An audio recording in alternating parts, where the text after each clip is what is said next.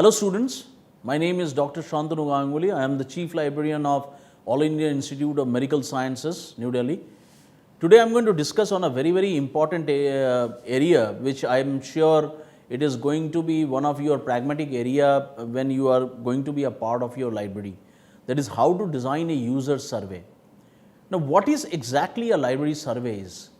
It is the collection and analysis of the data pertaining to operations of a particular library system or group of independent libraries with recommendations for improvement and or ordered plans for further development. So, one of the important component you can see here is the recommendations and the improvement that you have to carry out. Now, what is the purpose of the library survey?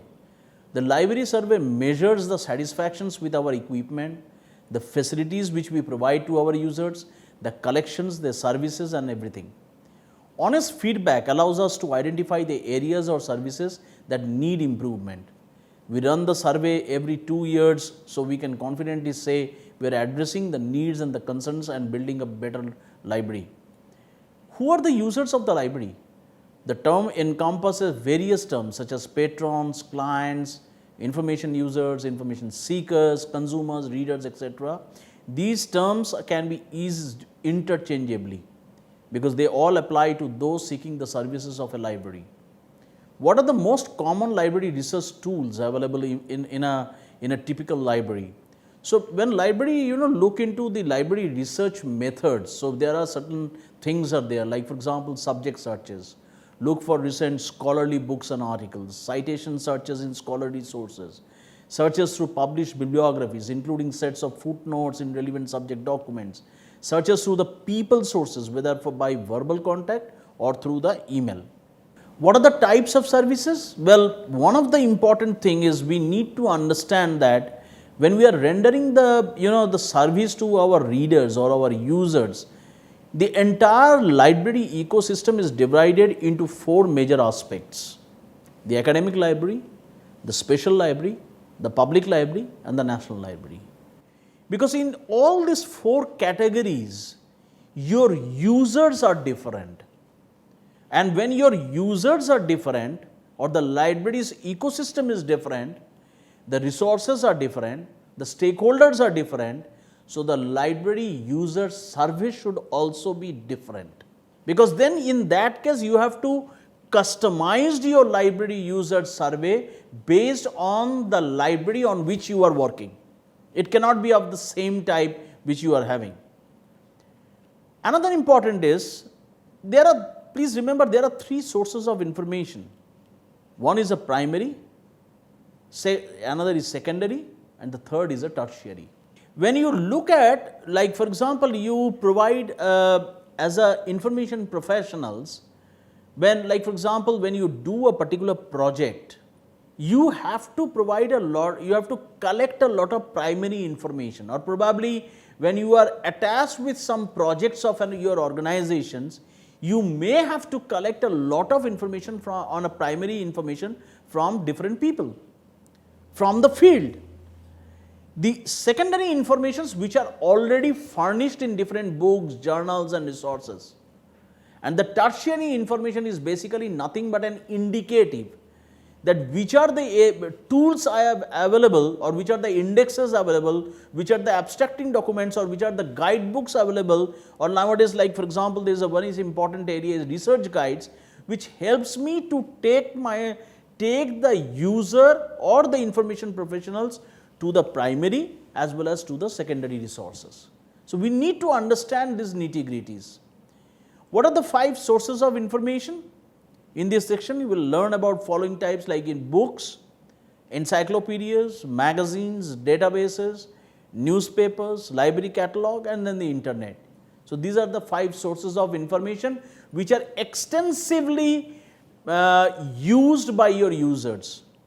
So the most important thing is that when you design, I will be showing us a couple of examples, when you design your user survey, it should be able to engulf or it should be able to cover all the informations which you are looking into it. What are the 7 types of library? Academic libraries serve college and universities. Public libraries serve cities and towns of all types, like schools libraries serve students from kindergarten to grade 12. Special libraries are in specialized environments such as hospital, corporation, museums, the military, the private business and the government. The 7 sections of a library setup, which in a different and where basically when you do a library survey, you should be able to take some feedbacks on these areas also. Circulation section, acquisition section, classification section, catalog section, periodical sections, IT sections and the reference sections. What is the library client satisfaction survey? The library survey is your chance to tell us what you want from your library.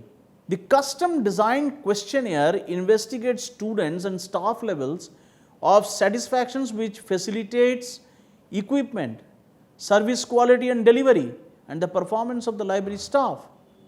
The survey allows us to benchmark our performance. The library survey measures the satisfactions with our equipment, facilities, collections and services. Honest feedback allows us to identify areas or services that need improvement. We run the survey every 2 years so that we can confidently say that we are addressing the needs and concerns and building a better library. What were the results of the last survey? In fact, whenever we do a last survey, we have to submit a comprehensive information to our top management.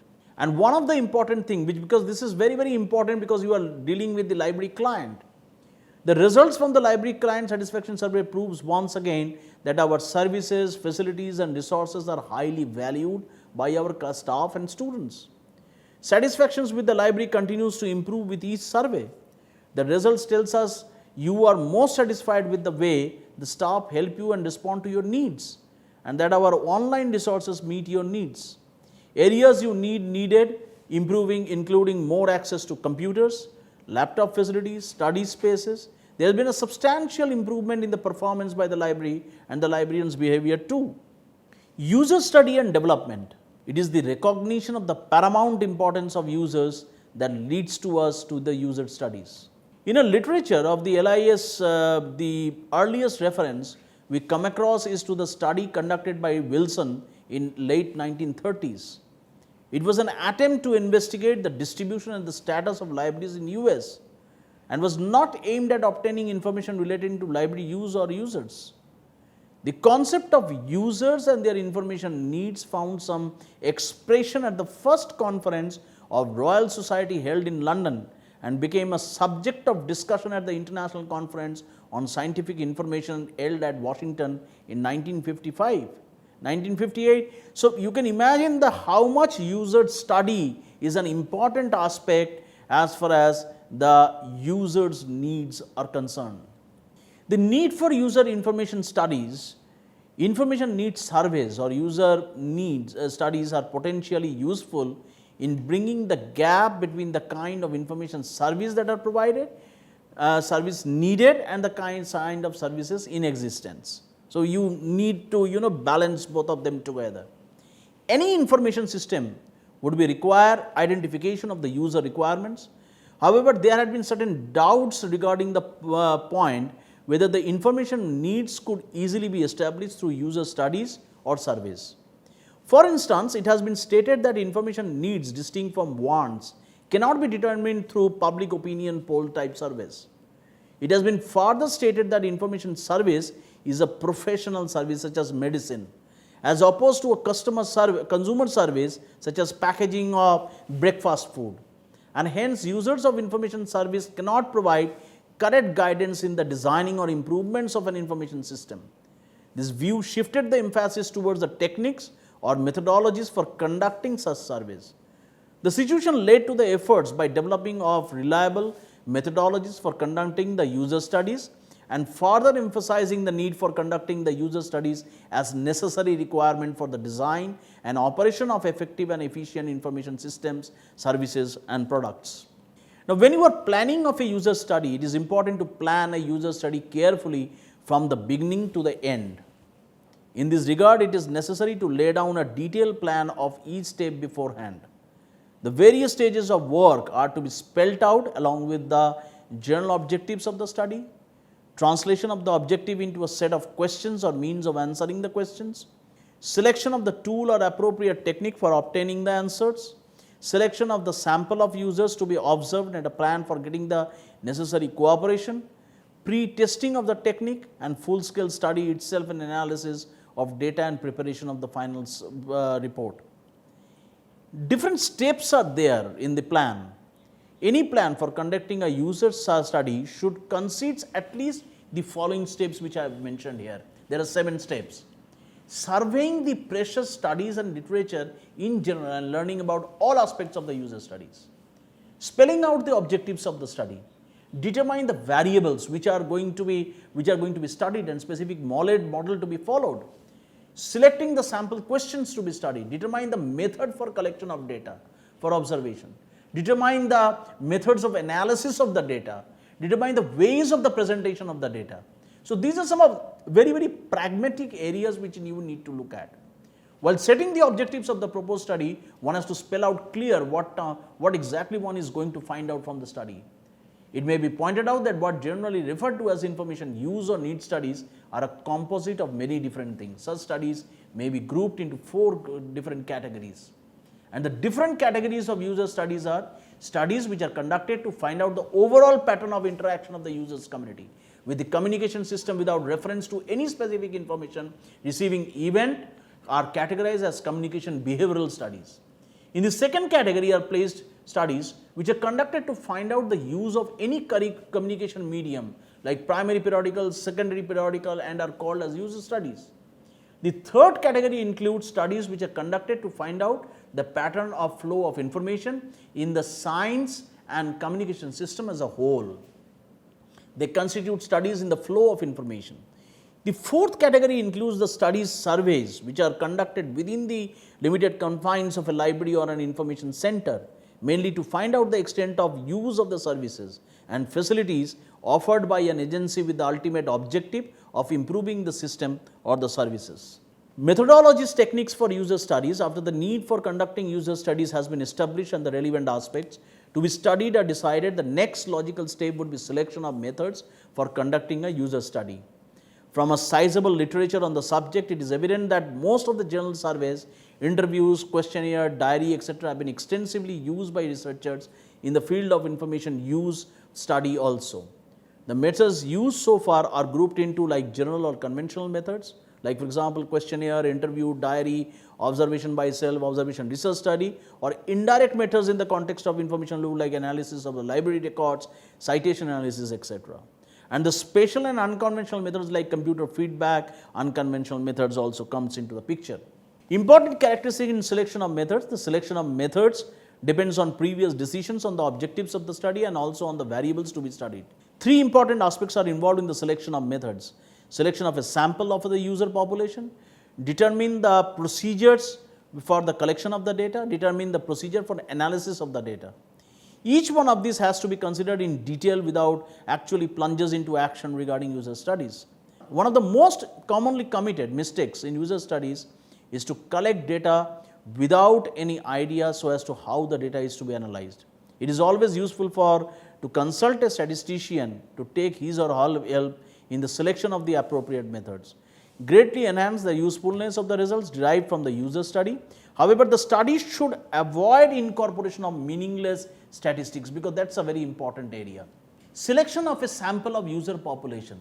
There are a number of methods like convenience sampling, which means picking up the first 25 or 50 users that come across in the study of the study. Random sampling, which involves picking up the study from a population of at random. Stratified sampling, which involves subdividing the population into subgroups. And representative tests like beforehand, like pairs of individuals or small groups with some characteristics in common as a subject of study. The common used methods which are followed in the different libraries actually is a survey method. Questioning users and obtaining answers directly from the users with their behavior, attributes, values and conditions or preferences. Observation method, like direct observation on the communication behavior of users in given situation. And record analysis, these methods obtaining from written records or transcript of previous communications such as papers, corresponding statistics. And the last method is called the experimentation method. This method involves introduction of an element in a defined group of users and observing the results or consequences. As far as the data analysis method is concerned, and this is generally an informal activity because it consists of gaining an impression of feeling of what data indicates and what is the direct they point. Statistical analysis, semantic analysis, psychosocial analysis and economic analysis. Each one of them is very, very formal analysis when the adopted methods. Each of these techniques of analysis requires basic knowledge of the respective fields, standard statistical packages, and use of such packages requires some practical training also. Appropriate techniques can also be adopted relatively easily from the previous studies. User studies limitations and criticism. Although a number of studies have been conducted in the past to assess the information needs of the scientists, engineers and technologies, most of the studies provided to be inadequate to the task of completely revealing the precise nature. These investigations have at least provided only as a prior approach to the problem, and much is needed to be done in this direction. It has been stated that question of sampling in user studies left must to be desired. In other words, in selecting the sample, refined techniques of random sampling have not been taken into account. Some of the user studies of the limitations are getting information into a sample, large number of target populations who take an interest or a methodical. One of the critics has suggested that many of the different environments which are followed, like academic institution, research organization, industry, the governments, the professional associations or the trade and the political parties. Users can also be categorized according to the functions like researchers, teaching and training, management, social work, the press and broadcasting, the politics, the business and the commerce. So each one of them is different. The users are different. So we cannot blend all of them together. We need to have a segregation of that. So that is one of the major limitations. And we also need to look at some of the variables, like demographic variables like age, education, length of experience in research. Psychological, such as motivation, intelligence, variables as well as may be related to information. User psychology to be considered includes like search time that can be tolerated amount the real relevant materials can be tolerated, time available for the retrospective searching, the preferred form of the search product, user's input channel capacity, work habits, terminology, idiosyncrasies, prior knowledge of reference tools. The importance of individual variable in studies of information gathering and information seeking behavior has also been stressed by some of the experts.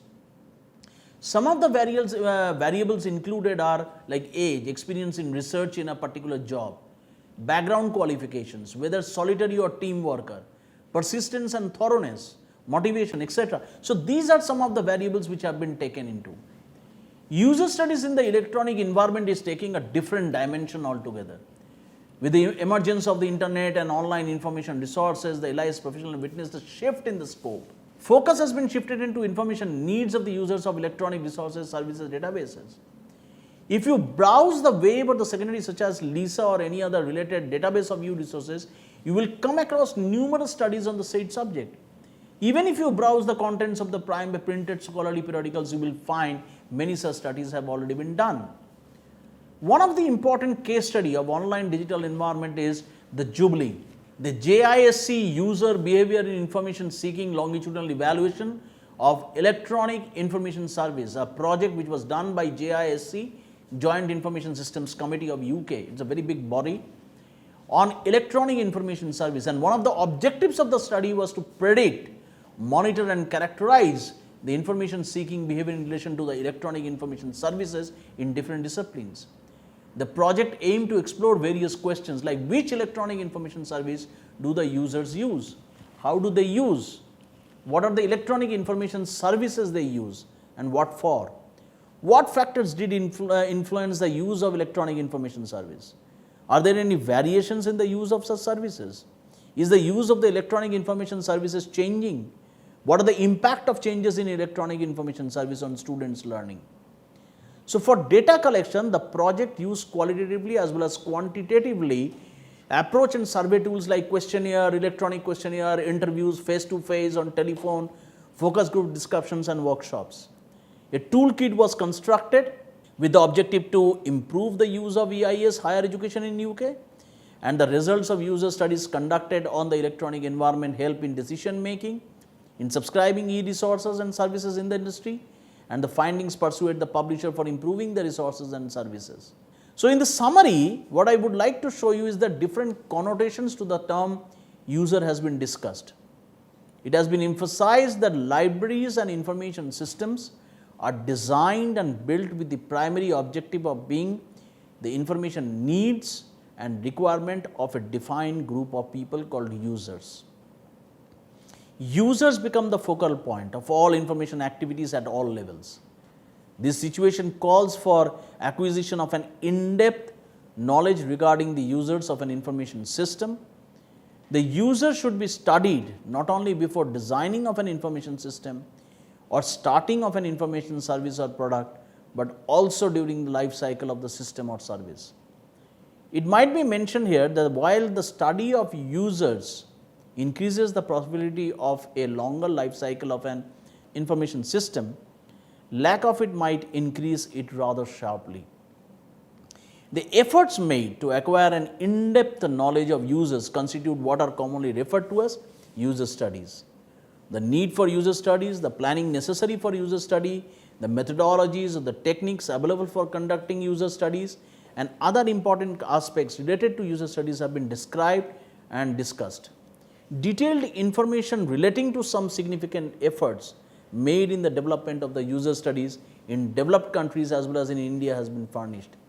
These are help to students to large extent to grasp the basic concept relating to user studies. This is an example I am showing from my own library, the B.B. Dixit library, where we conduct on a regular basis yearly that how to collect the feedback or how to conduct the user studies in my department. And this is considered every year because it is extremely important for us in today's context. The reason being because we deal with a large number of resources and we deal with a large number of stakeholders. So what we need is we need a balancing actually. The balancing between the amount of resources which we have and the resources which we subscribe. So what we try to find out that if any particular resource base needs a change, any particular new service has to be introduced, any particular, I would say, from the feedback we get a lot of things that some kind of a, even for the library professionals who are working, they need some kind of a training. So it is extremely important in today's context to get the feedback. And sometimes we play, what we do is generally we give a lot of training programs. We give a lot of training programs to my library information science professionals that you need to do, since it is on such kind of information service, so we tell them that you have to play a very, very pragmatic role when you are making, because people have written and one of the important thing is we look into what are the negative remarks which are provided, because that helps us to make a lot of improvement in rendering the services or bringing in the new services. Say for example, there could be 3 categories. If I find one information service which is passive, one information service which is active, and one information service which is proactive. So there is sometimes because of these feedbacks and all, there is a lot of radical change takes place. A paradigm shift takes place. From some of the passive services get converted into active services. Some of the active services becomes proactive services. And we generally try to avoid the passive services, rather we try to get into more active and proactive services. So for entire redesigning this information service and all, you need to have a user studies, and some of these feedbacks are very, very important, and every year we make a radical change in the different kinds of things. This is another same the sample, you can see how exhaustive it is, and this is on a physical paper as well as on a on a digital mode also. We send it to them. Sometimes some of the users are not interested to fill up such huge responses. So what we generally do, we break them into different pieces, and nowadays we are using a Google form to take the feedback from the people on these areas. So, with that I gave you in a nutshell, I gave you a complete overview how to design a user survey, what are the benefits of a user survey, and what kind of changes can bring in the if you implement an effective user survey in your organizations or in your libraries. Thank you very much. Thank you for patient listening.